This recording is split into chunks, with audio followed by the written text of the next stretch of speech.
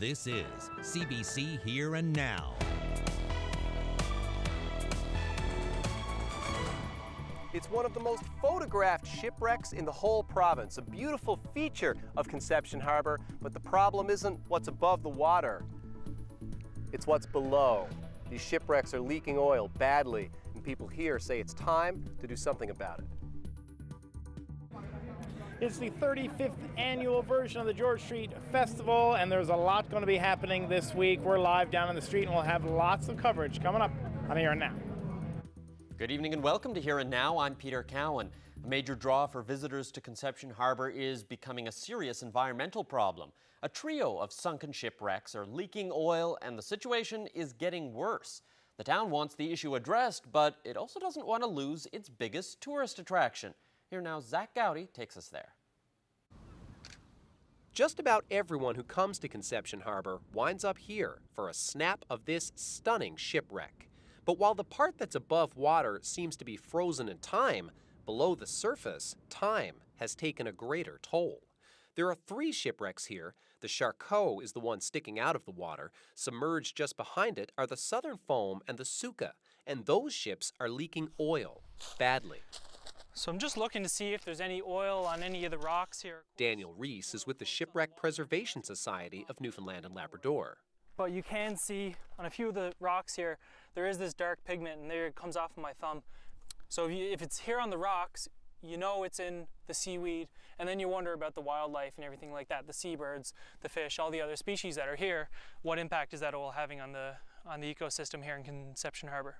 The vessels are whaling ships, built in the 1920s, brought to Conception Harbour in the 1950s, and sunk in the 1960s. They've likely been leaking oil ever since, but as the wrecks deteriorate, it's getting worse. Every year it seems that the leaks are getting more and more frequent. What's coming up, to the surface seems to get larger, and it's definitely an environmental issue that we want to look into. Recently, the Department of Fisheries and Oceans pumped out some of the oil and deployed a boom to catch oil on the surface. But many of the nearby beach rocks are covered in fresh oil. The problem is far from solved. We've been engaged with the authorities pretty much every year. They're on an ongoing basis monitoring it, but it's been reactive. We call them, they come in. What we're looking for is a bit more proactive. Let's get the oil out of here. They pump some out this week, let's pump the rest of it out so we don't have to worry about this going further. There's no telling how much oil is down there, and the wrecks themselves are likely too far gone to be removed entirely. But the town doesn't want them removed. As a tourism destination for divers, for kayakers, for everything to come in around Conception Harbour, and that's one thing that we can depend on. We don't have many other industries in this town, and these shipwrecks and dive sites have been a good draw for us. Now the oil leak is threatening that too. Divers frequently emerge with oil on their wetsuits. Fishers and sailors are reporting oil on the sides of their boats. Reese hopes the popularity of the wrecks will push the authorities to take action. There's no doubt that they've been leaking oil for a while now, but at some point it will kind of reach a tipping point when the expulsion of oil will get worse. And as well, yes, it does require some level of community engagement or public attention in order to drive the forces to try to get this taken care of. Zach Gowdy, CBC News, Conception Harbour. Well, across the province, support is pouring in for the community of Regatta. A 34-year-old man and a 27-year-old woman died after a boat capsized about 30 kilometers outside of the community on Tuesday night. An online auction started by a woman hundreds of kilometers away has already raised more than $1,000 for the family. She says items have been donated from all over Labrador as well as the island. One person even donated a snowmobile to sell off. Holly Greensleeve says the family shouldn't have to worry about finances at a time like this. Everybody got really big hearts. Everybody comes together. Everybody wants to do whatever they can to help, whether it be donating an item or bidding on an item or just support in general. Just even share, just share the group. And if you can't afford to donate, well, that's fine. That helps out too, right?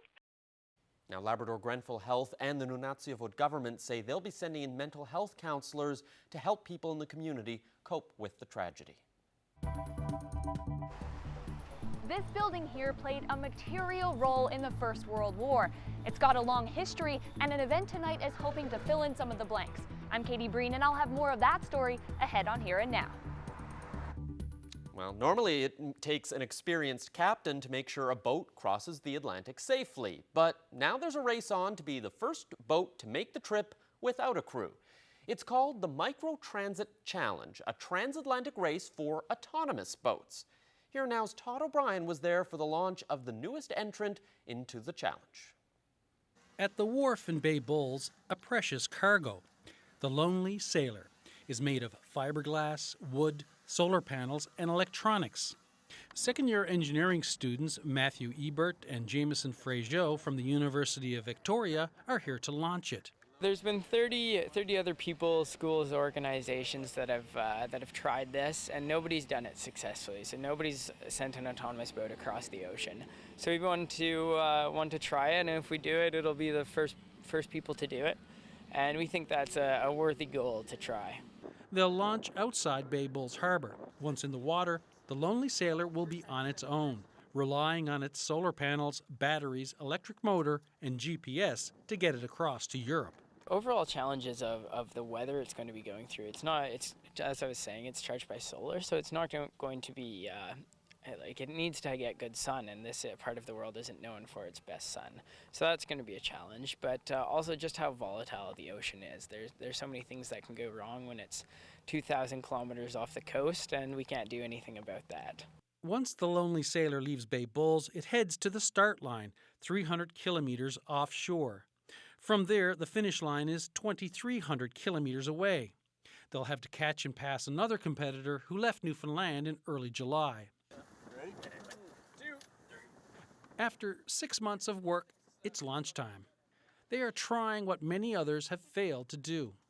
We looked in detail into the designs that other people had done, and most of them were done by students and at schools just like us, and they put a lot of effort into designs, but they were very complex, and they had a lot of components and a lot of places to fail. We thought that since if we could make our design as simple as possible and as rugged as possible, it would have a better chance. And off she goes. The Lonely Sailor will travel at 2 kilometers an hour. The batteries should be able to let it travel 24 hours a day. It being a big ocean, the engineering students think the odds of it getting hit by a boat aren't strong. The team will be keeping track of it online. They hope that in about 2 months, the Lonely Sailor will make it through the wind, the waves, and the ocean, all the way to Inch, Ireland. There's no cash prize, only the glory. Todd O'Brien, CBC News, Bay Bulls.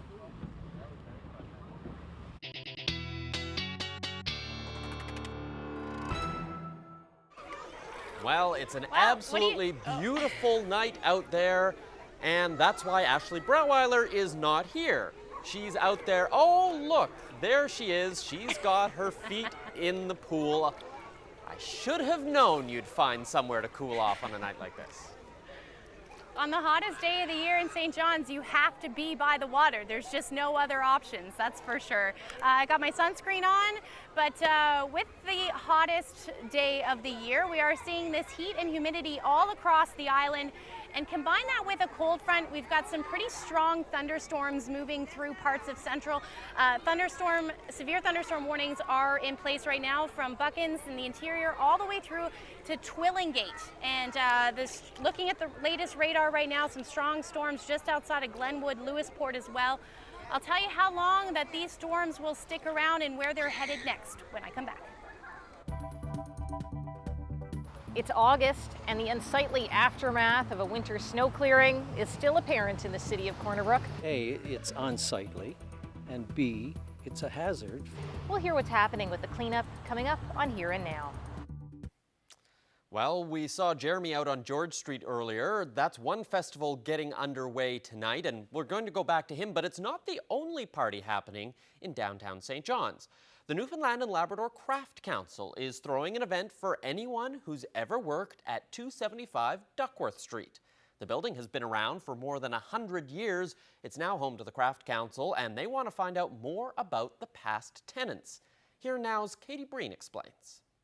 I'm excited about tonight because it's an opportunity to see inside the building, but I'm also hoping that I'll be able to find somebody that's got experience of actually working in the Newfoundland Clothing Company. Whether we can get somebody that's gone that far back, I don't know, but we'll see. It is a ways back, but she's trying to make a connection. The Newfoundland Clothing Company built the building over 100 years ago and operated here until 1952. It was her great-grandfather's business. So this space here is where they would have made uniforms for the Newfoundland Regiment. And they had to produce a certain amount of uniforms per month. And this is where they did it? This is where it would have taken place, here on the fourth floor, the top floor of the building. Wow. What do you think of that? That's just incredible. Because when the family then moved to Leeds, they actually picked up a contract with the British Army in order to make sort of army clothes there. So clearly they had some kind of experience in order to have done that. And I never quite figured out how, but that's here. This is where it happens. This is Dennis's first time in Canada. She wanted to come visit where her grandfather was born and then found out about the building, now owned by Vic Lawler. From what I read so far, in excess of 300 seamstresses, people making coats. So, you know what I mean, when you picture this building, it must have been like no air conditioning, and also it must have been, I can't imagine what it was like. Like right in, like here was another vest department, I think, and they were literally on top of each other with seamstresses. So there was 6 floors of this. Eventually, Lawler hopes to turn the building into a boutique hotel. Over the years, it's been a number of different things: restaurants, law offices, CompuCollege. From the 50s to the 80s, it was the Evening Telegram. The printing press was on the 2nd floor, where right now the Craft Council sells local art and craft. That group wants to know more about the past. A summer student is working on a historical report, and she's hoping the party tonight will help fill the pages. I really want to add that, first-hand information to my report. I've been looking on the digital archives a lot. But that only gives you so much information. To really hear like the experiences and the stories and what people think about the building is what I'm really looking for. So if you have a connection to this building here at 275 Duckworth Street, there's still time to come down. The reunion starts at 7. Katie Breen, CBC News, St. John's. Well, it may be August, but many side streets in Corner Brook still bear the marks from last winter. One resident says it's not only unsightly, it's unsafe. Here now's Lindsay Bird reports. Cleaning the road in front of his house is a regular chore for Byrne Stratton, although he didn't expect he'd still be sweeping up sand halfway through the summer. He's complained to the city several times about these snow-clearing leftovers that he sees as a safety issue. A, it's unsightly, and B,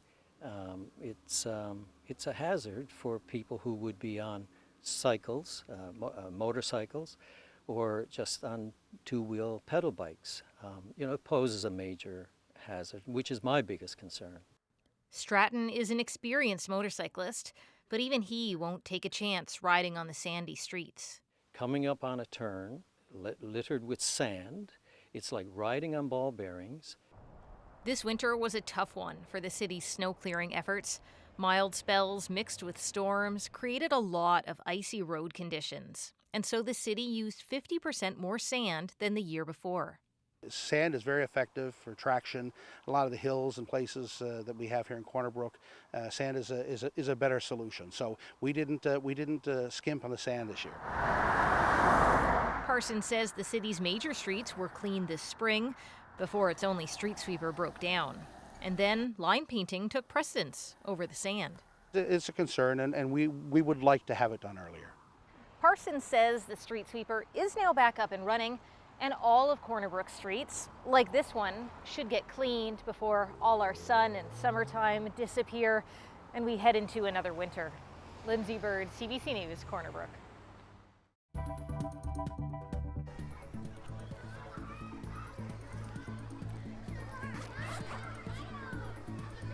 Here is a shot of Bannerman Park where the family's out there enjoying this beautiful weather. It is the perfect night for an outside picnic. We'll take you back there. Ashley's going to have the full weather details for you coming up on Here and Now.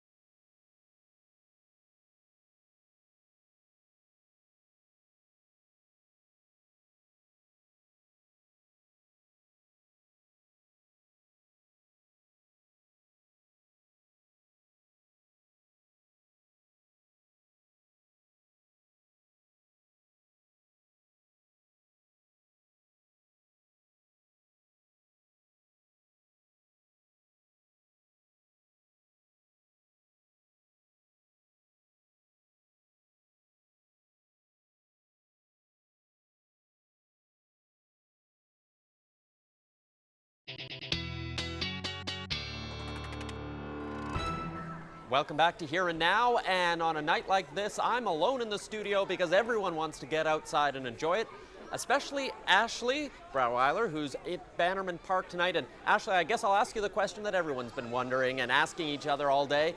Is it hot enough for you? It is hot enough for me. This is exactly where I want to be. The only thing better than being poolside is being in the pool. But obviously I can't do that because nothing that I have is waterproof. How amazing would that be if I just got into the pool and did the weather from there? That would be a first. But yeah, so even though it's beautiful in St. John's right now, it's hot mainly basically everywhere other than if you're in onshore winds. We do have some thunderstorms, and I alluded to that a little bit earlier. If you take a look at the picture that was posted to Twitter about an hour ago now, this is a cell that rolled through Grand Falls, Windsor. Vince McKenzie took that photo. And those temperatures, like I said today, very hot and humid, sticky weather. 29 degrees in Gander today, Deer Lake hitting 28 with that humidity. Feeling closer to, at times in Gander, 40 degrees, or at least the humidity feels like that. Now, currently, we're still sitting in those warm temperatures, 28 degrees in Gander, 27 in St. John's, and then cooler air up through Twillingate. Now, the thunderstorms are moving through. We do have a severe thunderstorm warning still in place for Buckins in the interior and then headed towards Twillingate. Now, that cooler air might break some of these thunderstorms, but here's what they look like right now. You can see a line of thunderstorms, and we can thank a cold front for that. When you get that hot, humid air and it hits that cold front, you start to get that thunderstorm development. Those started a little bit earlier this afternoon, and they're continuing to spread a little bit further east. So there's, I took away the lightning there so you can see the stronger storms. Now they're making their way towards Gander, and then likely Bonavista North, where once they hit that cooler air should start to not be as severe. We could still see some lightning with these storms, but not likely as severe. Now, looking ahead, once that cold front moves through, we should actually see some clearing through the overnight tonight. Slight chance of some showers still towards the early morning hours, I would say, for down through the Burin Peninsula as well as the southern Avalon. Might even hear a few rumbles of thunder with this system or with these storms as well. Otherwise, those temperatures going down to the teens overnight tonight, and then generally looking at the showers moving through by the time the early morning rolls around. So still quite warm in some areas. Corner Brook 15 degrees tonight, St. Anthony sitting and hovering around the 11 degree mark. And then looking ahead, I have lost the graphics, so I can't show you what they look like. But as far as the weather goes for tomorrow, generally for the island, we're looking at a mix of sun and clouds. Slight chance of some thunderstorms will move through for areas around Bonavista North, potentially even Bonavista into the afternoon, but otherwise looking at a beautiful afternoon. Temperatures through central again in the high 20s. We'll lose some of this humidity with the cold front once it passes through, but up through Labrador, it's going to stay cool again in the teens, and generally looking at cloudy skies with that chance of showers for most areas. Along the coast, though, we're looking at fog as well, and we can thank that onshore flow for that. So that's the forecast for tomorrow, and we're gonna head out to George Street because that's where Jeremy Eaton is, and I'm sure he's not as cool as I am right now. Actually, there's people who watch the show who would say I am much cooler than you. Just kidding. Anyways, we're standing here at the bottom. Sorry, that's a low blow. I apologize for that. Anyways, thanks for the weather, Ashley. So we're standing here at the bottom of the staircase that leads to George Street. It's the 35th running of the George Street Festival. The Watchmen are going to play at 6:30. They're going to be followed by the Trews, and then Sam Roberts is going to start at 9:50, and he's going to wrap it up. But on your 31st birthday, we wanted to learn a little bit more about this festival, so we brought in the executive director of the George Street Association, Jonathan Galgay. Thanks for joining us, Jonathan. Thanks for having me. So 35 years old, it's your second time running this event. What's different this year? This year we are introducing an afternoon show on Sunday. We're going to have Bud Davidge and Buddy, what's his name, and the other fellas are going to be here. It's a 19+ event. And then Sunday evening, we're giving back again to community. So we've partnered with the Children's Wish Foundation tickets are just $10, and we're going to take that money and we're going to give it to Children's Wish to grant as many wishes as possible. So it's a tribute night to Bryan Adams and the Tragically Hip. And we're going to end out the show on Regatta night with the James Barker Band. It's going to be a country night, and the first 2,000 patrons who come are going to get a cowboy hat. So it's going to be a fun night. So the doors just opened about 22 minutes ago. There's still people coming in as the guy who runs this event. How does that make you feel? It's good. Our numbers are good. You know, obviously the weather plays a really important part in ticket sales. The weather looks good for the next couple of days, and we'll keep our fingers crossed. People are really anxious. We've hadn't had a good summer so far, so this is really the first big break for people, and people are really eager to get out, and they're really excited about it. Now it's a little bit hot. You look like you've got a bit of sun. How long have you been on the go today? I started my morning just right here with Adam Waltz, so I've been running errands and meeting with our staff and our board, and things are just kicking off, so it's a nice way to kind of take a breather and have a chat with you and the audience out there. Now, one of the things that changed, you might have seen it in the local media and on our website as well, is that this year you're not giving out the plastic cups for the beer cans. Could you talk about how many cups that'll keep out of the landfills and why you wanted to make that decision on the 35th year? Right, so we have a partnership with Labatt. They're our major sponsor. We typically, on a 7-day period, go through 150,000 plastic cups. Does that surprise you? Like, that's a lot of cups. I was quite surprised. So some members still have some cups in inventory that they'll use. We're working with Corby, who is another major sponsor, to transition them into a different type of a product next year. It's a significant move. You're going to notice a big difference this year when you come to buy a product. It's just our way of being proactive in many of the changes that are going to be happening over the next couple of years with plastics. Now, Sam Roberts has played this event before. He's very popular. How do you top the 35th year? Like, when do you start working to make the show for next year, and how do you make it better than the current one, even though it's barely started? So I'm putting you on the spot. Well, it actually starts right away. We'll do a debrief. It's very difficult to really nail down artists, so that's why sometimes there's some delays associated with it. But we believe we have a really great lineup. We've got a lot of local entertainment as well. People love Newfoundland and Irish music in particular. We have our kitchen party Saturday, and then our Regatta Roulette again on Tuesday with Irish descendants, Celtic Connection, and Shanneyganock. So adding the local flair to it is extremely important for us. It's 35 years. What a great way to celebrate. Well, I appreciate your time. Thanks so much, Mr. Galgay. And as you can see, people are still starting to file in. The Watchmen are going to take the stage just over to my, whatever hand that is, the left, and we'll probably be there. We'll try to get a piece of them. So reporting live from George Street, I'm Jeremy Eaton for Here and Now. Row courageously and be proud of what you've done. That's a message for women from a champion rower. Ahead on Here and Now, how women rowers are underrepresented in the Regatta Hall of Fame.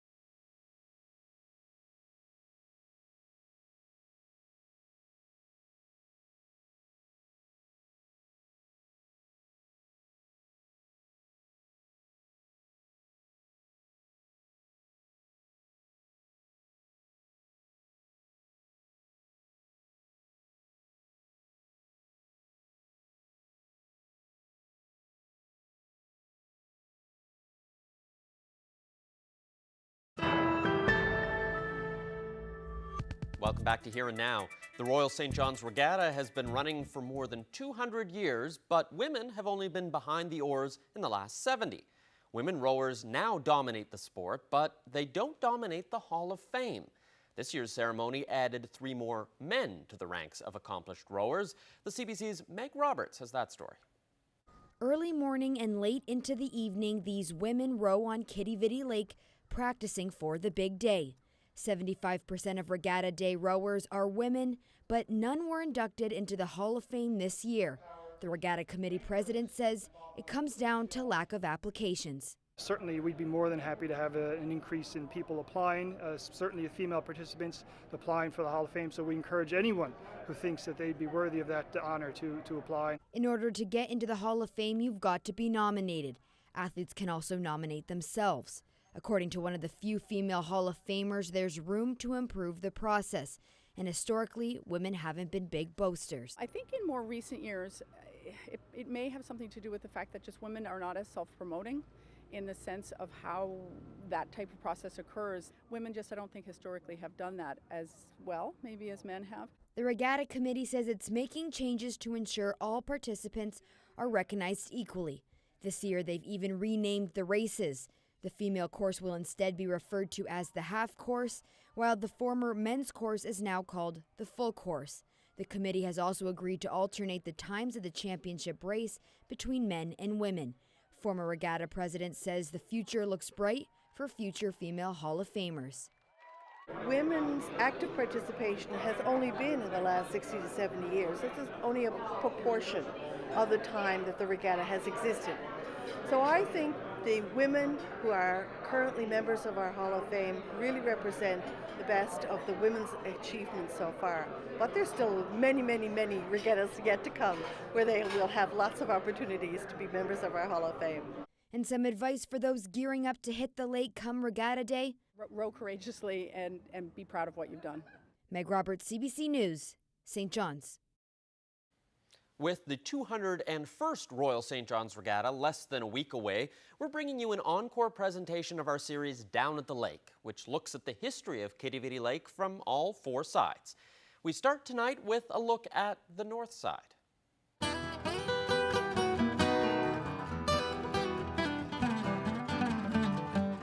When Sandy Morris picks up his guitar, do you hear that note of R&B?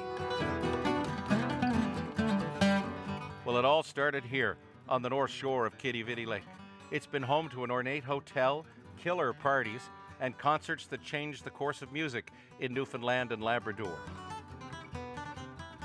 The first real parties on the lake were thrown by an eccentric man named Professor Charles Daniel. If you were having a party in St. John's, you wanted to have Professor Daniel there. He was born in Maryland in the 1830s and showed up mysteriously in St. John's some 30 years later. He's a real entrepreneur. Like, he's a dance teacher, he's a restaurateur, he's someone really engaged with the whole community. So initially when he arrives in St. John's, he sees 2 buildings in Bannerman Park and he says, oh, this is an opportunity. And so one of the buildings he uses for dance. And so people from all over the town would show up at the Princess in Bannerman Park and they would take dance lessons from Professor Daniel. And in the other building, that was his costume building. People would actually rent the costumes to go into the park to dance and, to skate, whatever the activity might be. When his operations in Bannerman Park burnt to the ground, Professor Daniel left the island, only to return a decade later. Standing on the gangplank of his boat, he asked, "Is the fire out?" This time, he had his eye on Kitty Vitty Lake and built what was called a roadhouse, an elaborate building with a restaurant and rooms on the edge of town.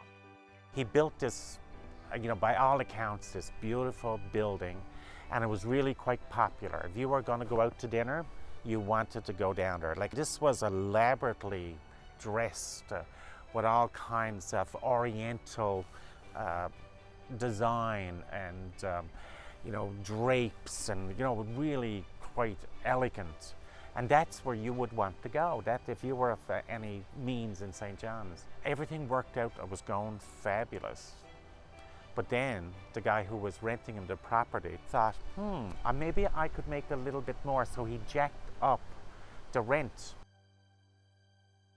The Royal Pavilion was probably in this stretch of right here. Hilda Murray has written about the history of farming around Quidi Vidi Lake. She's interviewed descendants of Joseph Ross, the man who rented the land to Danielle.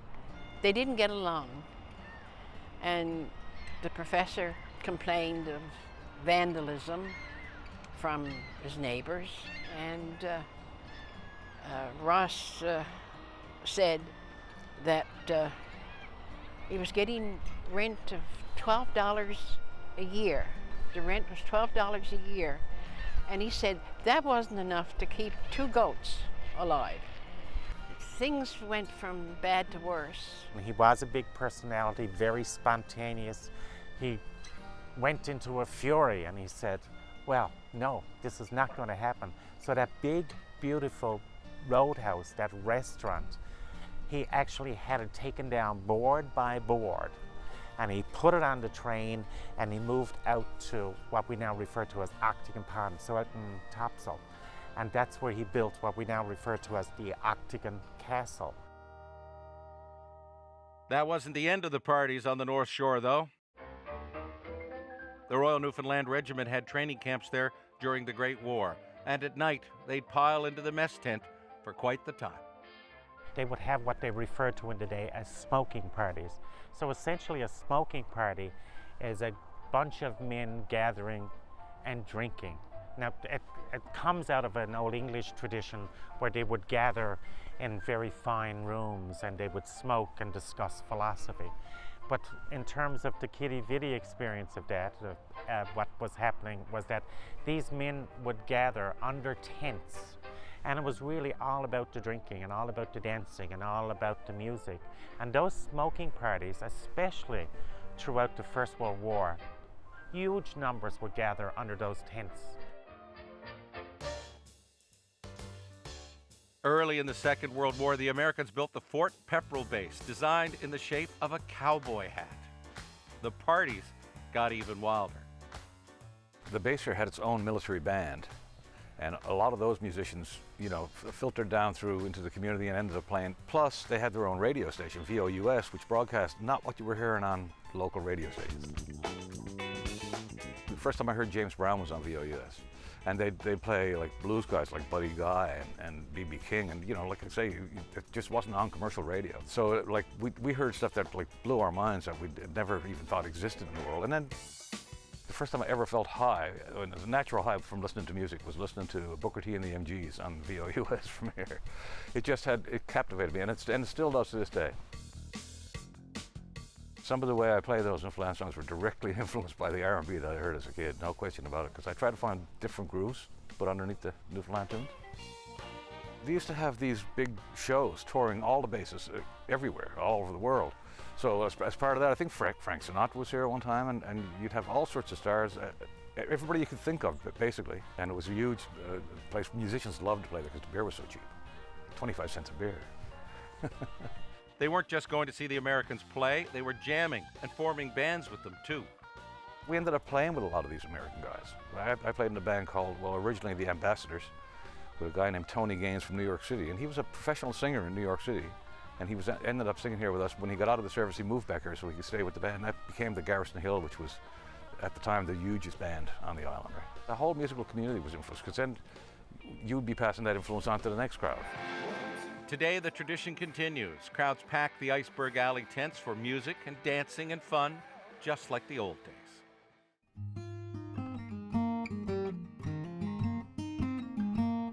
These tents are put up and essentially on the same location and for the same purpose. So it's like history is always repeating itself.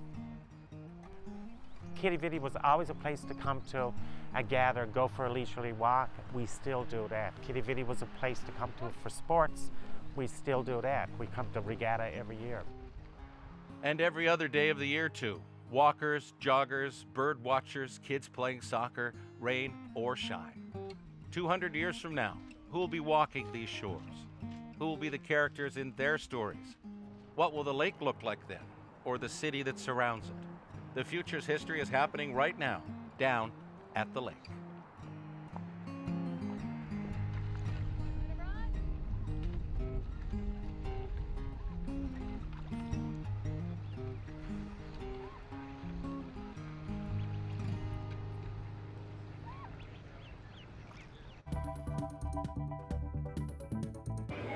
So as you can see, the sun is out and a few people are enjoying a few drinks on the patios here on George Street. The Watchmen are set to go on stage any minute here behind me, and we'll have a lot more here from down on George Street coming up on Here and Now.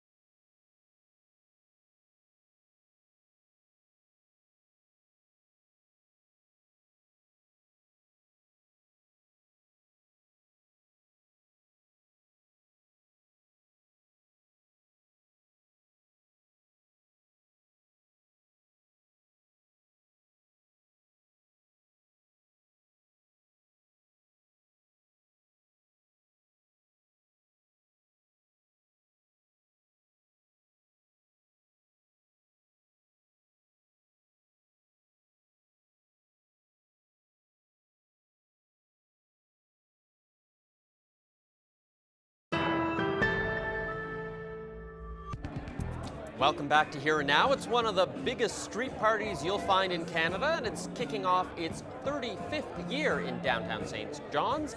George Street Festival always attracts bands and massive crowds, and of course, Jeremy Eaton, another tough job tonight. I gotta say, Jeremy, with all this warm weather, you definitely need to keep well hydrated. I'm surprised you don't have a drink in your hand.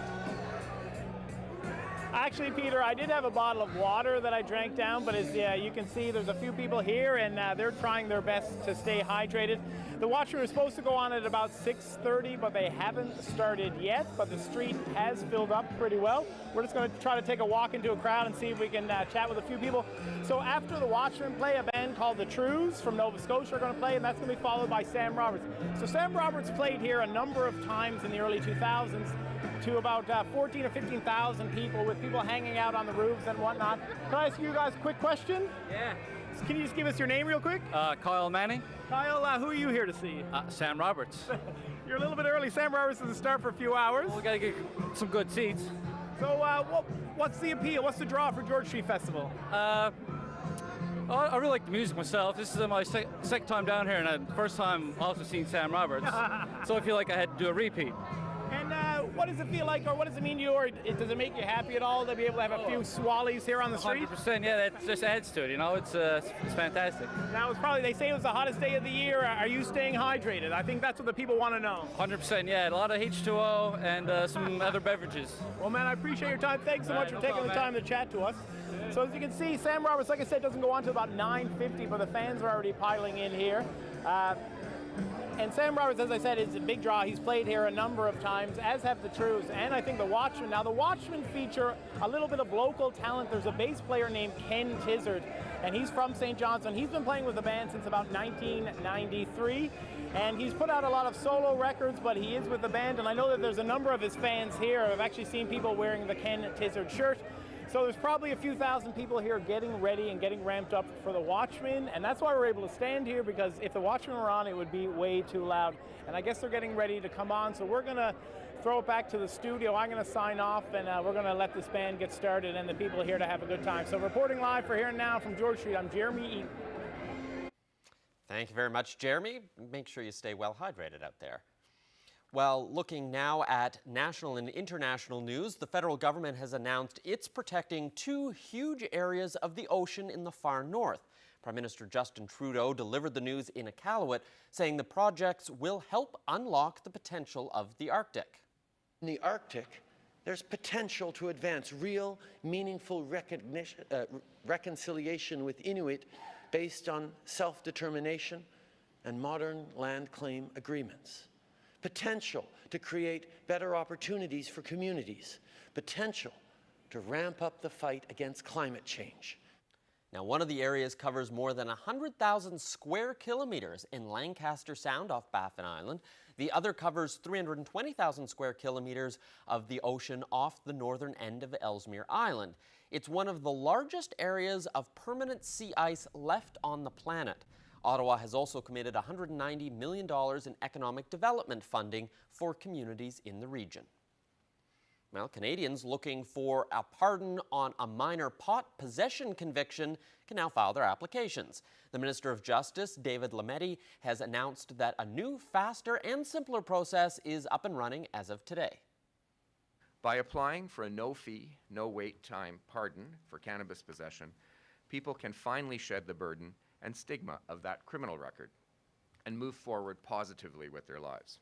The new law eliminates the waiting process associated with other pardon applications and waives the $631 application fee. Before legalization, people convicted of possessing pot could face up to 6 months in jail and a $1,000 fine. Well, I'm cooling off in some pool water right now, but other areas through Central are cooling off because thunderstorms are rolling through. I'll give you an update on that, and then we'll look ahead for a couple of days when I come back after the break.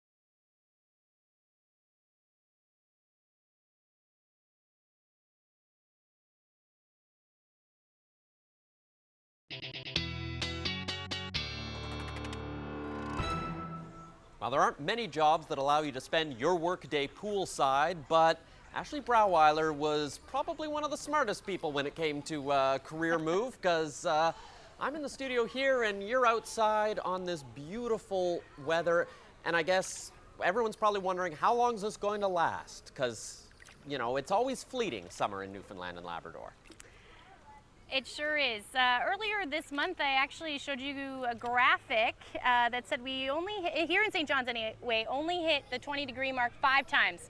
We've upped that number to 15, and it looks like it's going to continue to up as we head through the next couple of days. I just wanted to show you one more time. We'll take a look at the graphics there, where the severe thunderstorm warnings are right now. The storms are just on the doorstep of the of Bonavista North, and over the next 15 to 20 minutes I anticipate that they will move offshore. But there's your thunderstorm risk right now as far as those severe thunderstorms go. Heavy rain, strong winds, potential for some small hail with that as well. Now, I didn't get a chance to show you the temperatures for tomorrow. Take a look at what the forecast is showing, or what I'm thinking will happen tomorrow afternoon. Anywhere from 23 to 24 degrees on the Avalon, and then warmer through central, but probably not as humid, not quite as humid as what we're seeing today. And then warming up finally back as we get in off of that onshore flow for the northeast coast. So back into the 20-degree range. And then up through Labrador, though, it's still going to be cool for the most part. Mary's Harbor should reach 19 degrees, but it does look like most of the region will see some showers through the day tomorrow. So looking ahead into Saturday, those temperatures still quite nice. Look at that, 26 degrees for St. John's. Gander, same thing. Corner Brook sitting around 25 degrees, and then up through Labrador, slightly better for Happy Valley Goose Bay, 17 degrees with some sunshine peeking through more than likely, and then showers continuing along the northeast, or along the coast rather, for Labrador. 9 degrees is the afternoon high for Nain, and Lab City sitting at 16 degrees. Now, 20 degrees, it looks like right into the beginning of next week. By Sunday, 27 degrees. Monday is the best chance that we'll see some showers, which we haven't really seen in the St. John's area, since just a little bit of a shower the other day. But other than that, we're looking at the best chance of seeing some significant showers on Monday. Tuesday, just a few showers and 22 degrees. And then for central Newfoundland tomorrow, generally sunny, 28 degrees, but we could see the risk of some thunderstorms towards Bonavista North. Otherwise, that risk of thunderstorms essentially continues Saturday and Sunday. Brief, though, but still have that risk in there nonetheless. And then Monday, looking at plenty of sunshine, 22 degrees, and then that chance of showers will move in for you by the time Tuesday rolls around. For Western Newfoundland, 24, 25 degrees to start off your Friday and Saturday. The rest of the weekend kind of looking a little gray, 21 degrees for your Sunday, and then continuing to hang on to that chance of showers for both Monday and Tuesday.